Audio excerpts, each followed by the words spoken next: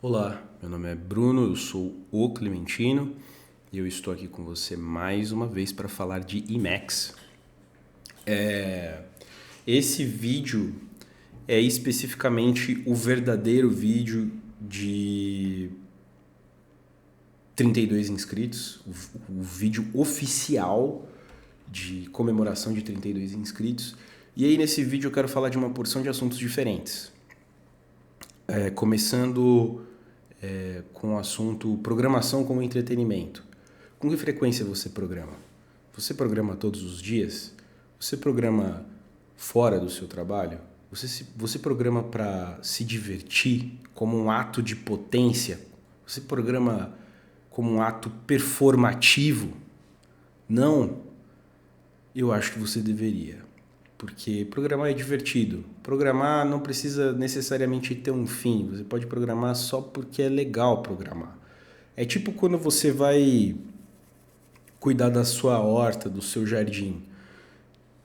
Tem um processo manual ali, tem uma coisa que você está fazendo que envolve construir algo e ver um resultado final. E isso por si só já é divertido. Não precisa nem ver o resultado final. O processo por si só já é recompensador, né? Você já carpiu um lote?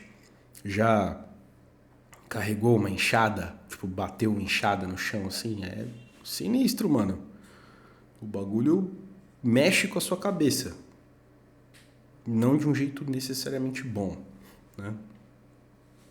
E aí, falando nessa coisa de programar como forma de entretenimento, existe uma plataforma que se chama Advent of Code, e aí é uma das muitas plataformas que existem para você pegar alguns quebra-cabeças e desenvolver, resolver eles utilizando programação, né?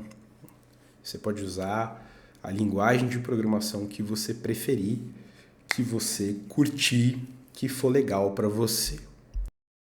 Bom, de vez em quando você vai ver que vai ter uns cortes meio secos porque eu tô um pouco resfriado e a minha garganta tá meio ruim.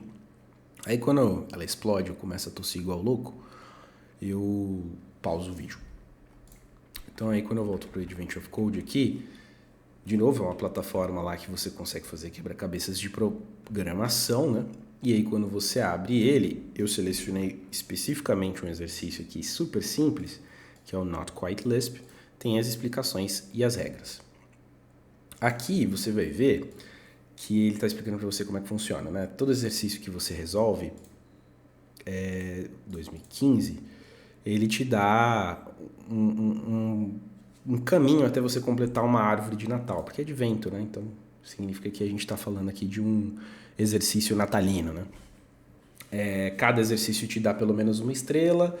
Se você resolver a primeira parte do exercício, você ganha mais uma estrela até completar 50. Pelo menos nesse ano de 2015. Os outros anos não tem necessariamente a mesma quantidade de exercícios. E eu escolhi esse exercício especificamente porque ele fala de Lisp e também porque ele fala de parênteses e é super fácil. Aliás, ele fala de Lisp porque se trata de parênteses, né? Mas o que ele está falando aqui nesse exercício é que Papai Noel está dentro de um complexo de apartamentos, dentro de um prédio, e aí ele precisa chegar no andar certo, só que as instruções dele são meio cagadas. Quando ele vê no papelzinho que é para abrir parênteses, significa que é para ele subir um andar. E quando ele vê no papelzinho que é para fechar parênteses, ele tem que descer um andar. Muito bom. Então, por exemplo, se abrir, abrir, fechar, fechar, abrir, fechar e abrir, fechar, é basicamente a mesma coisa. É meio comutativo aqui, né? Porque ele vai acabar parando no andar zero. Faz sentido, né? Então, se ele sobe 2 andares e desce 2 andares, ele vai continuar no zero. E como é comutativo, não importa a ordem. Então, por exemplo, se ele tiver que abrir, abrir, abrir, abrir ou abrir, abrir, fechar, fechar, abrir, né? Acaba que ele vai parar no andar 3, que é a mesma coisa. E aí fica claro que é a mesma coisa porque abrir, fechar é igual a zero, né? Então, assim, essa é uma das formas de se interpretar esse problema. Então, vamos começar a tentar resolver ele. É super simples. Então, aqui eu já deixei meio que explicado que é basicamente o seguinte: quando a gente abre, o valor tem que ser 1, quando a gente fecha, o valor tem que ser menos 1. E aí as operações aqui são comutativas, né? Não importa a ordem dos fatores. Muito bem. Então a gente vai começar tentando resolver usando o Evil Substitute. Você tem que logar lá na plataforma. Quando você usa sua conta, seu e-mail, alguma coisa assim, o problema que vem para você é ligeiramente diferente do meu, tá? Aqui deve ter uns 8.000 parênteses, tudo na mesma linha. Isso vai ser um problema, porque quando eu colocar no Emacs vai ficar lento pra caramba. Mas vamos tentar resolver usando o Evil Substitute, que é basicamente o substitute do Vim. Então eu vou selecionar a linha toda, apertar Shift S, e aí eu vou trocar o parêntese, aberto no caso, por mais um. Então é isto. Então aí veja isso aí, ele vai tentar fazer. Aí eu fecho aqui, coloco um G, porque eu tô falando para ele assim, pô, faça isso globalmente, faça isso com todos os parênteses abertos que você encontrar aqui nessa linha. Então eu vou apertar Enter, ele vai fazer isso. Veja que vai ficar tudo bugado e bem lento. São muitos parênteses simultâneos aqui. Aí ele vai tentar fazer essa substituição. Ele fez, segundo ele fez 3.500 substituições. Perfeito. Eu vou selecionar de novo aqui e vou substituir o passo de fechar os parênteses. E eu vou trocar por menos 1. E aí, de novo, eu vou fazer isso de forma global. Vamos torcer para que funcione.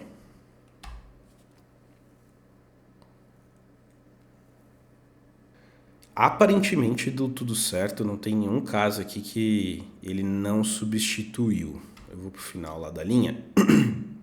E aqui a gente vai usar a parte do Vim, que envolve você fazer uma operação matemática usando o Vim. Aritmética, né? Dá para você fazer várias coisas, mas enfim, você basicamente vai entrar no modo Insert, você vai apertar Ctrl R, você apertar igual e você pode colocar a operação que você quiser. Se você fizer 12 vezes 5 aqui, vai dar 60. Beleza, ele inseriu 60. Só que aí, qual que é o nosso problema aqui, né? Eu preciso selecionar a linha inteira, eu vou copiar ela, eu vou apertar igual, Ctrl R, igual de novo.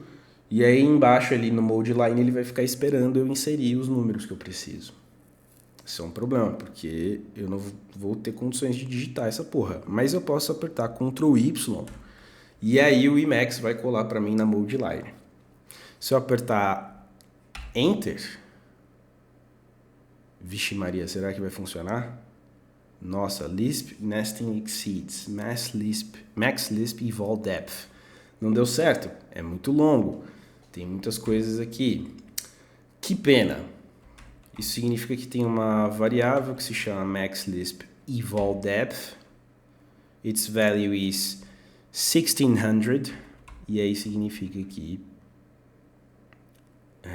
tem um limite ali que você pode fazer para não dar Stack Overflow, né? Bom, nas minhas contas eu tinha visto, sei lá, uns 7.000 parênteses. Beleza. Então eu vou trocar o valor dessa variável agora, que eu sou ruim. Então abri o Scratch Buffer aqui e vou colocar aqui, ó, setQ max lisp evol depth. Vou colocar 10.000, foda-se. Vamos ver se vai dar certo. E aí eu vou dar um Ctrl J, quando eu aperto Ctrl HV, mudou já ali para 10.000. Minha cadeira destravou por alguma razão. Eu que fiquei doido aqui. Beleza, vamos continuar então. Agora eu vou tentar de novo. Vou vir aqui no final, Ctrl R igual, já está preenchido ali. Se eu apertar Enter, vamos ver se vai explodir. Caramba, esse deu 10.001. Caramba, deixa eu colocar então 30.000, foda-se, que a gente é louco. Será que é porque ele vai contar cada um dos caracteres? Pode ser, né? Que eu tô meio que aumentando muito os caracteres aqui. Mas enfim, vamos tentar de novo. Quando eu aperto o Insert aqui, Ctrl H, Ctrl R, aliás, igual Enter. Vamos ver se vai dar certo. Aí, andar 74, segundo a minha estratégia aqui. Vamos ver se deu certo. Cadê? Aqui, Ctrl Tab, Ctrl V. That's the right answer. Muito bem, a gente acertou. Legal, né? Muita gambiarra aqui, mas deu certo. Eu não vou para a parte 2, por quê? Porque eu vou resolver ela de outro jeito agora. Que agora a gente vai ser, né? A parte legal de resolver um problema é que você pode encontrar outras maneiras mais legais e mais eficientes de resolver ele. E essa é a intenção agora. Então agora eu vou tentar resolver esse problema usando o Lisp. Então, minha cabeça, como é que está funcionando essa solução? Eu vou pegar um arquivo que tem esses parênteses e aí eu vou traduzir esses elementos que eu tenho lá dentro do arquivo com o valor associado. Aí a gente apura o resultado, tá? Como que a gente vai fazer isso? Não sei, porque eu não sei nem como o Emacs ele lê um arquivo direito. Eu tenho uma ideia de como funciona. E como que o Emacs trata, né, esse arquivo? Tipo, depois que eu leio ele, eu consigo colocar isso numa variável, consigo manipular, dá para fazer alguma coisa? Puta, é foda, né? Bom, vamos lá para a parte que envolve entender um pouco mais sobre o Emacs. Tipo, o Emacs ele interage com os arquivos, mas o que ele está fazendo no final das contas, né? A expressão certa é que ele visita arquivos. Então, por exemplo, se eu apertar Ctrl XF aqui, e aí eu estou aqui nesse Denote Notes, que você não sabe o que é, mas são basicamente as minhas notas, e eu seleciono, sei lá, um arquivo qualquer, relação entre o path.exec e o denote, blá blá blá. Quando eu abro ele, ele deveria abrir, mas ele não abriu. Então, quando eu abro este arquivo aqui, relação entre o path e o execpath, não quer dizer que ele está abrindo o arquivo, ele visita. E aí o que ele faz tem um arquivo lá que está sendo gerenciado pelo seu sistema operacional, você sabe que aquele arquivo existe em algum lugar, e aí esse arquivo está lá, mas o Emacs não vai abrir ele, ele vai ler o conteúdo desse arquivo e ele vai jogar dentro de uma estrutura de dados que ele chama de buffer, um tipo de dado, aliás, que ele chama de buffer, e é basicamente uma sequência de caracteres, é uma string que pode ser manipulada, ela pode ter elementos adicionados a ela, enfim, é uma coisa bem particular do Emacs. E esse buffer ele fica na memória, então ele tem algumas limitações. Você não pode pegar um arquivo gigantesco e jogar ele direto na tua memória, que o seu computador ele pode dar pane, né? Por um motivo bem besta. Tem um limite nativo, acho que o Emacs ele tenta colocar no buffer arquivos que tenham no máximo 10 MB, mas eu acho que isso pode ser alterado, tem lá no manual, mas esse é detalhe. Eu duvido muito que o nosso arquivo vai ficar com mais do que 10 MB, né? Então tá bom. Beleza. Então aqui a gente vai fazer o seguinte agora. Eu vou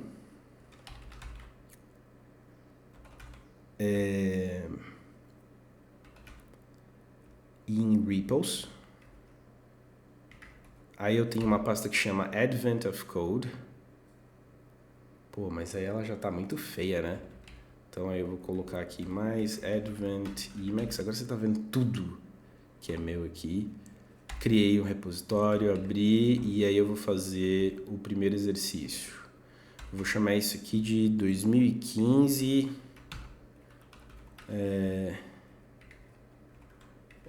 Exercise 1 2015.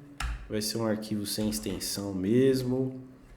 Eu vou copiar o que está escrito aqui, vou colar, vou salvar e fechar esse buffer. E aí quando eu volto lá pro arquivos e buffers do Emacs, eu consigo agora trabalhar com esse arquivo. Então eu vou apertar aqui o I para dar um insert, vou colocar IL, que ele vai expandir, vai transformar isso no Lisp. E aí, vamos tentar entender como que a gente faz para ler o conteúdo de um arquivo dentro do Emacs. Tem uma função do Emacs que se chama... Eu não sei. Então, Ctrl HF, Contents, Insert File Contents. Isso é uma das coisas legais do Emacs. Você já viu lá que eu tenho um sisteminha para conseguir encontrar funções, para conseguir encontrar elementos, né, que façam parte do Emacs. É uma forma mais inteligente de encontrar as coisas. E aí, enfim, se eu apertar Ctrl HF e aí depois procurar por Contents, eu tenho todas as funções que tem o nome Contents nela. Existe Insert File Contents, que é justamente o que a gente usa para pegar o conteúdo de um arquivo e inserir, né? E é isso. Aí o que ele fala é, você tem que colocar o nome do arquivo aqui. Tá, então vamos de Insert File Contents. O tab não vai funcionar aqui porque no org mode precisa configurar uma parada, não vou fazer isso agora. O tab é para você conseguir usar o Corfu, né? E aí eu posso colocar aqui o nome do caminho que está o arquivo. Então se eu for em repos, advent Emacs, e aí eu não lembro o nome do arquivo, mas eu consigo apertar um GD aqui para ir no diretório, ou um GF talvez, ou Ctrl C, Ctrl A.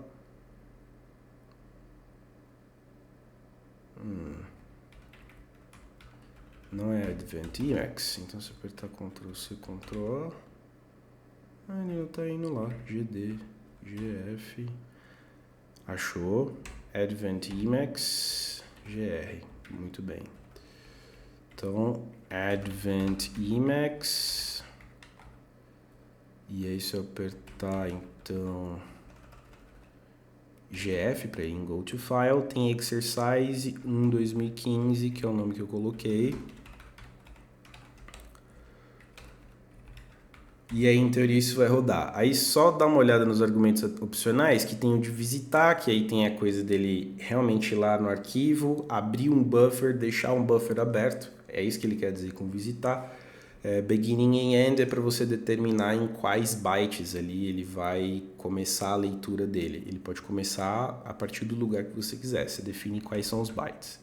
Agora, o replace...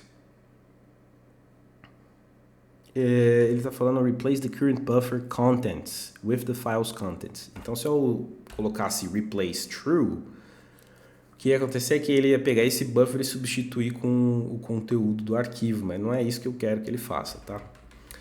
Aí aqui, como eu estou usando o org Babel, quando eu apertar Ctrl C, se tudo correr bem, ele vai colocar os resultados desse arquivo dentro do meu arquivo. Então, ele executou e ele foi lá e ele rodou. Mas não é isso que eu queria. Ele inseriu realmente o resultado dentro do bloco, né? Extremamente indesejável porque, como é parênteses, dá uma quebrada foda no Emacs. E aí a gente precisa evitar que isso aconteça. Deixa eu dar um U para voltar da forma que estava. Então, basicamente, a gente já sabe que dá para ver o conteúdo de um arquivo e inserir ele em algum lugar. Mas a gente também consegue criar um buffer para representar um arquivo. Então, deixa eu colocar aqui um IL. E aí, quando eu fizer isso, a gente pode fazer o seguinte, create... Que ruim que o tab não funciona aqui, né? Ctrl HF, create buffer. Create file buffer. Então, é uma função que serve para criar um buffer daquele arquivo. E ele realmente vai visitar o arquivo. Então, aí só é importante ver aqui. Deixa eu apertar aqui o iBuffer. E aí deixa eu dar uma limpada, que tem umas coisas aqui que são inúteis. Yes, Q. Então, quando eu aperto com XB, não vai ter nenhum buffer aberto aqui, né? Mas, quando eu faço um create file buffer... E aí eu pego o nome desse arquivo aqui, ele vai criar, ele retornou esse buffer aqui, tá vendo? Ó, isso aqui é um objeto, é um tipo de dado que é um buffer, e quando eu apertar Ctrl XB, ele criou, tá vendo? Só que ele cria um buffer sem inserir o conteúdo do arquivo lá dentro. É bem peculiar, mas enfim. Então isso significa que está aqui, né? O buffer, não tem nada aqui. Mas enfim, ele consegue criar para representar um arquivo. E aí sim é um tipo de dado buffer, porque quando a gente usa a função predicada bufferp, que é para validar se um objeto é um buffer, com Ctrl+C, Ctrl+C assim, ele volta um true. Beleza. Então, o que a gente tem que fazer aqui? A gente tem que criar um buffer, inserir os conteúdos do arquivo dentro desse buffer e fazer as manipulações que a gente quer fazer, tá bom? Beleza. Criando um buffer temporário. Porque assim, eu não quero ficar poluindo meu ambiente com um buffer qualquer. Eu quero que ele crie um buffer temporário e faça as coisas dentro desse buffer temporário. Então, deixa eu fazer uma outra coisa aqui. Deixa eu ir nesse... deixa eu ir nesse lugar e eu vou criar um arquivo que se chama Corinthians, e aqui dentro eu vou colocar só Corinthians, porque como lá tem muitos parênteses, eu não quero ter problemas com isso, devido ao tamanho da string que a gente tem, né? Quando eu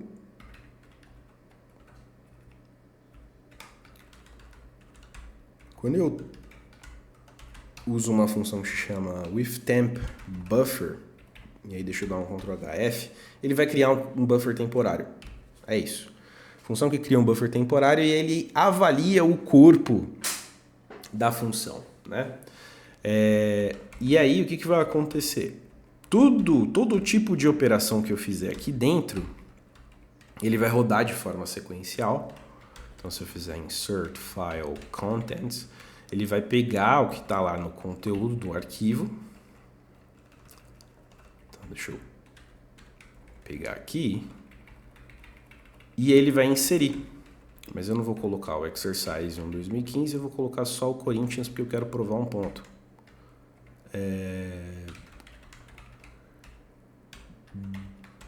Buffer string. Aqui ele não está falando para gente, mas dentro da documentação do eLisp, ele explica que essa função você pode pegar aí no final dela, no final do corpo que você está pretendendo executar, e você pode colocar o buffer string para ele retornar o resultado de dentro desse buffer como uma string, o que é bem interessante. Então, especialmente para o nosso problema. Se eu apertar Ctrl+C, Ctrl+C, ele vai lá, vai entrar dentro do buffer, vai pegar dentro do arquivo, vai pegar o conteúdo desse arquivo, colocar no buffer temporário, porque a gente está inserindo os conteúdos do arquivo Corinthians dentro desse buffer temporário, e aí ele vai retornar o resultado do que tem dentro desse buffer temporário como uma string. Beleza até aqui? Beleza até aqui. Top! Então agora a gente pode aproveitar essa sequência de coisas que a gente descobriu aqui e começar a resolver o problema, né?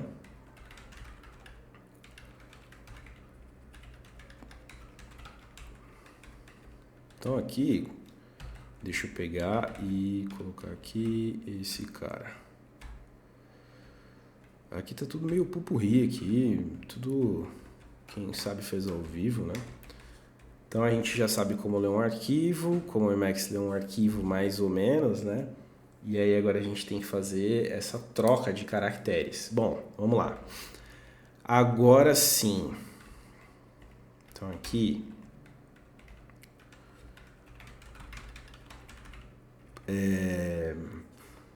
a gente vai resolver o problema de verdade. Então eu vou criar resolvendo o problema de verdade.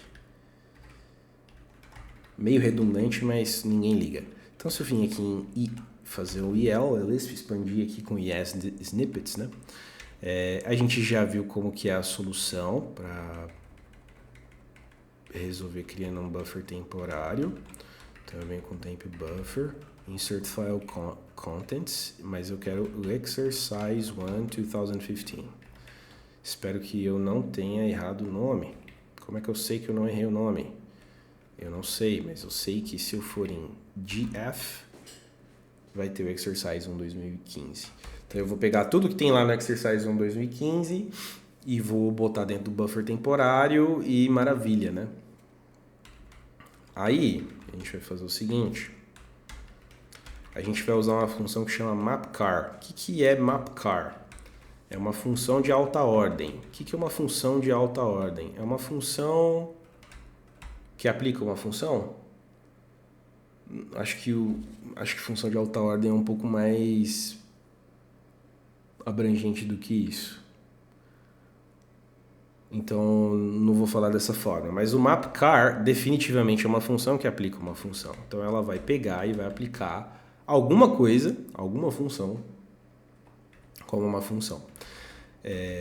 E ele vai pegar essa função mapcar e vai aplicar uma função que eu vou colocar ali dentro. Você entendeu, né? Dentro desse string que vai ser retornada. E aí, o que o mapcar retorna? Ele retorna uma lista, uma sequência, né? Como que a gente faz para pegar uma string, que é um texto, né? Uma sequência de caracteres, e transformar essa sequência de caracteres numa lista de caracteres? Porque, por exemplo, você já viu que o resultado aqui vai ser Corinthians. Isso não é uma lista, isso é só uma string.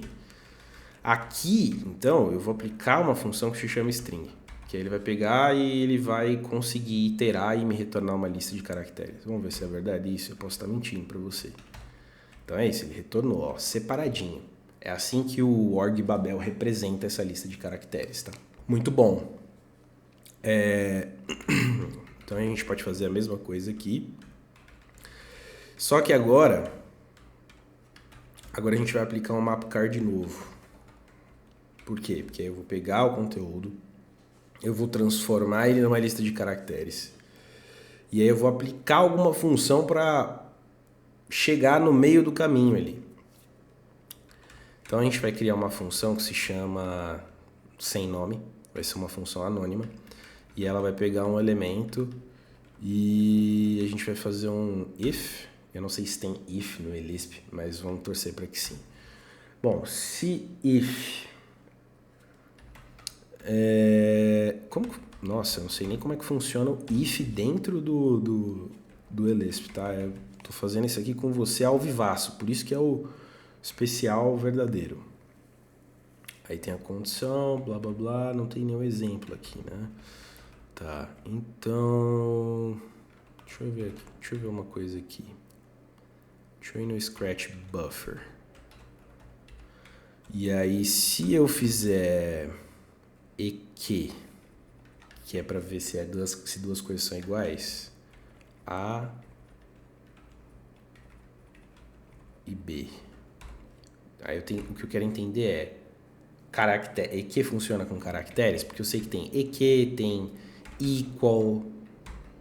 Os dois funcionam com caracteres, aparentemente. A com A funciona, dá true. E se eu usar o EQ, aí já dá nil, tá vendo? Então, pra mim, eu tenho por mim que o equal é o que vai resolver o meu problema. Aí a gente vai criar um if aqui, que é se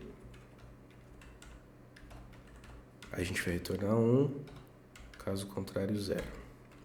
Então, se x for igual a 1, a gente retorna... Se x for igual a c, a gente retorna 1, caso contrário 0. A gente vai aplicar isso no resultado do primeiro mapcar. Aí já está começando a ficar muito aninhado, né? Você está ficando com medo, né? Mas tá tudo bem, eu tô com você. Se der errado, a gente sofre junto. Beleza, a primeira letra é Corinthians. A primeira letra de Corinthians é C, então ele vai retornar 1. Boa, top demais. Agora a gente vai mudar isso para o que a gente quer, né? Por sorte, na nossa lista de caracteres, a gente só tem 2 caracteres, que é abre parênteses e fecha parênteses. Deve ter um nome melhor para esses caracteres, mas eu não conheço o nome deles. E desculpa pela falta de pesquisa da minha parte. Então, quando for abrir parênteses é 1, caso contrário, será menos 1. Certo? Essa função anônima vai fazer isto. E deixa eu ir lá no Corinthians e eu vou colocar assim, ó, 1, 2, 2, 3. Que é um exemplo mais, né, próximo do nosso problema real. Ctrl+C, Ctrl+C, beleza. Então eu tenho 2 abrindo parênteses, 3 fechando parênteses, significa que vai dar 1, 1, menos 1, menos 1, menos 1. Ótimo, né? Muito, muito interessante. Agora a gente tem que descobrir como é que faz para somar. É foda, né? Como que faz para somar no eLisp? Como faz para somar uma lista, né? Deve ter alguma coisa que chama reduce, porque é uma linguagem de programação funcional. Vixe Maria. Eu não sei como é que soma, meu Deus. Reduce the function fn across list. Parece ser esse traço reduce, mas... Dash e L? Nossa, será que eu tô... Nossa, pausa porque eu não sei. Voltei com a bexiga vazia e com a cabeça saindo menos fumaça. E aí, quando eu parei para pensar, eu lembrei que isso é uma sequência, então existem funções de sequência aqui no Emacs, né? E aí, essas funções de sequência servem para operar em objetos que representam sequências. Uma lista é uma sequência, igual eu tinha comentado mais cedo. E aí aqui tem uma opção em algum lugar, alguma função que deve parecer com um reduce. SecReduce. Então a gente vai aplicar um reduce numa função. Então, beleza, isso vai me retornar esse resultado. Agora eu posso então pegar aqui, ó, SecReduce. Ele está esperando por uma função. A função que a gente vai usar vai ser a função de soma. Aí você não vai esquecer lá, né, que o Lisp é uma linguagem homoicônica, texto é dado, texto é dado, dado é código, código é dado, enfim, é fucking crazy. Então, se eu apertar mais aqui, ele vai avaliar o mais. Eu não quero que ele faça isso, eu não quero que ele avalie isso, porque o meu código com certeza vai quebrar, tá? Quer ver? Só para você ver que vai quebrar.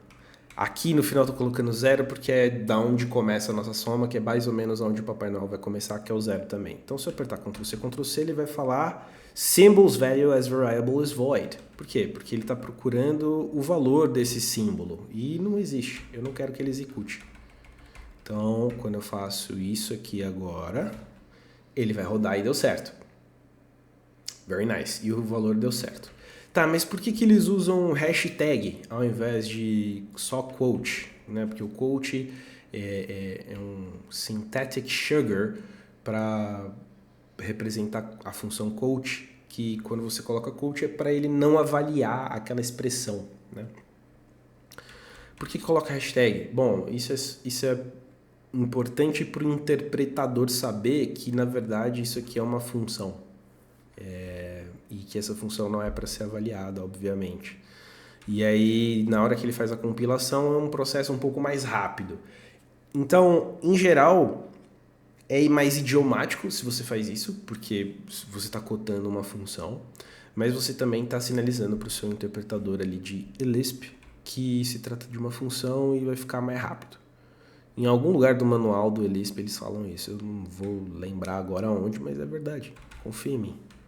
Mas eu posso estar errado também. E aí, se você então for ver lá o arquivo Corinthians, você vai ver que abre, fecha, fecha, fecha. Pô, 2 vezes abre é 2. 3 vezes fecha vai ter que ser menos 3, né?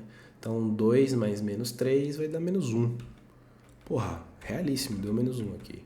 Agora, vamos ver se isso dá certo com o nosso exercíciozinho lá. Exercise 1, 2015. Tô com medo. 74. Fuck, we did it. We did it real good. É isso. Esse é o especial de 32 inscritos oficial e verdadeiro. Deu 74. Plau. Top demais. Mas esse vídeo já tá muito longo, né? Então fica assim. Até a próxima.